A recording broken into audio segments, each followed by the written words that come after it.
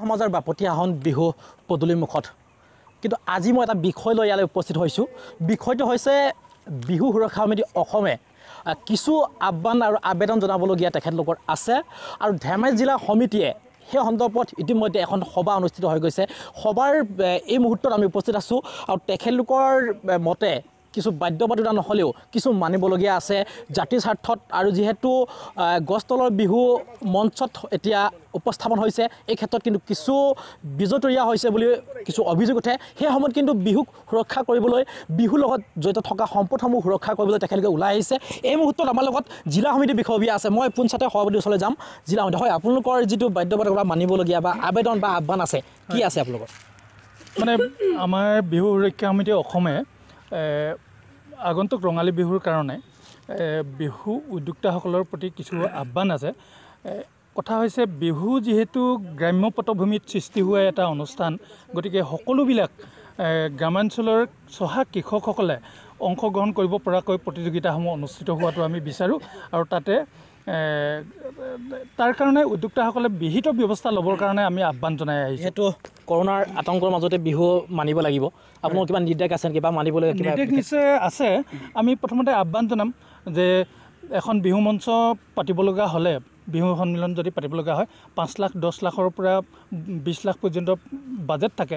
তাৰ ভিতৰৰ পৰা খুব সীমিত পইচা এমাউণ্ট এটা খৰচ কৰি অন্ততঃ চেনিটাইজ কৰাৰ ব্যৱস্থা কৰিব লাগে। এইখিনি কাৰণে সজাগ হ'ব লাগে। নিশ্চয় চহা যি জীৱনৰ বিহু আহি আছে নঙলা মুখত, ইতিমধ্যে আপোনালোকৰ বহু ক'বলগীয়া আছে কিন্তু কম সময়ৰ ভিতৰত কোৱাটো অসম্ভৱ। হ'লেও আপুনি প্ৰধানকৈ কি ক'ব আচলতে? নাই, আমি বিশেষকৈ আমাৰ বিভিন্ন ধৰণৰ আচলতে আধুনিক শিল্পীসকলক যেনেকৈ মাতে বিহু মঞ্চলৈ, ঠিক তেনেকৈ আমি এটা আবেদন জনাম যে আমাৰ যিটো চহা সহজ সৰল জনজীৱনৰ যিবোৰ লোকশিল্পী আছে, নীৰৱ সাধক, তেখেতসকলেও আচলতে মান্যতা পাব লাগে সেইখন বিহু মঞ্চত। তেতিয়াহে সাৰ্থক অৰ্থত বিহু প্ৰকৃত বিহু উদযাপন কৰা হৈছে বুলি ক'ব পৰা যাব। সুৰক্ষা সমিতিয়ে বাৰে বাৰে কৈ আছোঁ যে বিহু মঞ্চখনত যাতে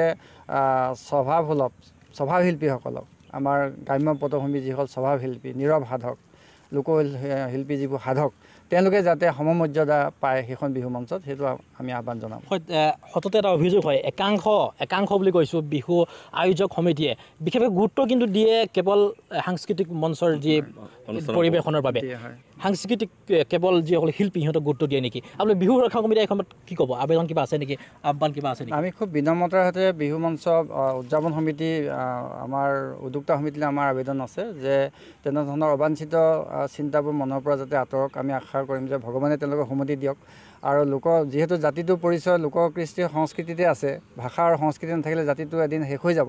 গতিকে সস্তীয়া জনপ্ৰিয়তাটো বাদ দি আমি সঁচা অৰ্থত জাতিপ্ৰেম, জাতিৰ স্বাভিমানী অসমীয়া হিচাপে যাতে আমি প্ৰতিষ্ঠা কৰিব পাৰোঁ, আৰু সেইটো আছে বিহুৰ মাজতে। নিশ্চয়, যিহেতু বিহুক লৈ এটা গৱেষণা ইতিমধ্যে আপোনালোকৰ যি আচলতে সুৰক্ষা সমিতি আছে হৈছে ইতিমধ্যে, আৰু বহু এটা খবৰ আহিছে আপোনালোকৰ মাজলৈ, গৱেষণা কেন্দ্ৰ হ'ব, কেন্দ্ৰৰ দ্বাৰা উচ্চতৰ শাখাত আপোনালোকৰ শিক্ষাৰ্থীসকলে ঐচ্ছিক বিষয় হিচাপে পঢ়িবলৈ পাব। এই গোটেই বিষয়টো চমুকে কি ক'ব আচলতে? এই ক্ষেত্ৰত আমাৰ বিহু সুৰক্ষা সমিতিয়ে যথেষ্ট আগবাঢ়িছে। ইতিমধ্যে 200ৰ ওপৰ সমগ্ৰ অসমতে লোককৃষ্টি অধ্যয়ন আৰু বিকাশ কেন্দ্ৰ গঢ়ি তোলা হৈছে। আমাৰ এই গোগামুখতো আছে এটা, আৰু তাত যিসকলে সমল ব্যক্তি হিচাপে অংশগ্ৰহণ কৰিব, তাত ইতিমধ্যে কেন্দ্ৰীয়ভাৱে যোৰহাটত ইতিমধ্যে হৈ গৈছে।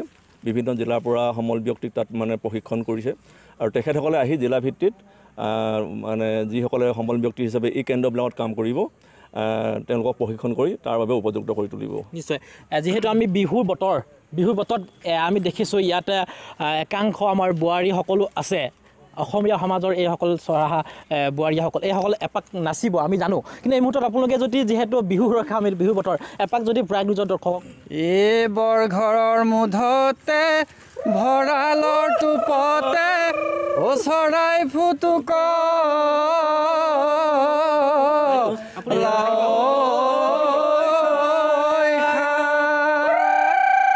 এই মোৰ জানো মনতে পৰে ঘনে ঘনে, তোৰ জানো মনতে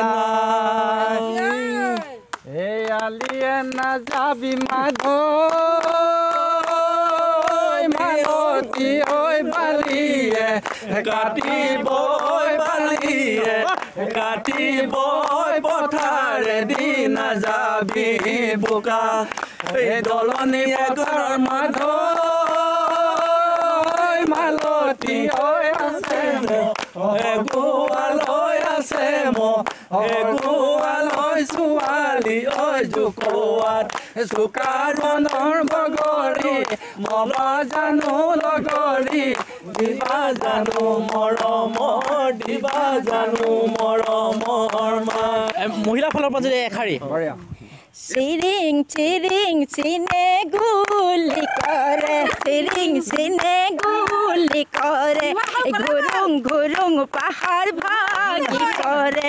গুৰুং গুৰুং পাহাৰ ভাগি পৰে আজি বিহুৰ দিনা ঐ জান চিৰিং চিৰিং তোলৈ মনত পৰে চিৰিং মনত পৰে এই পৰ্বতৰ ঢেকীয়া বাৰীৰে খুতৰা জোকাৰি তুলি বিলাই আজিকালি ছোৱালীক বিশ্বাস নকৰিবা একেলগে ছজনক ভাল পাই লাহৰ টেমিতি কাহৰ চননা মাইডাল বলুকাবা ৰাতি বিহু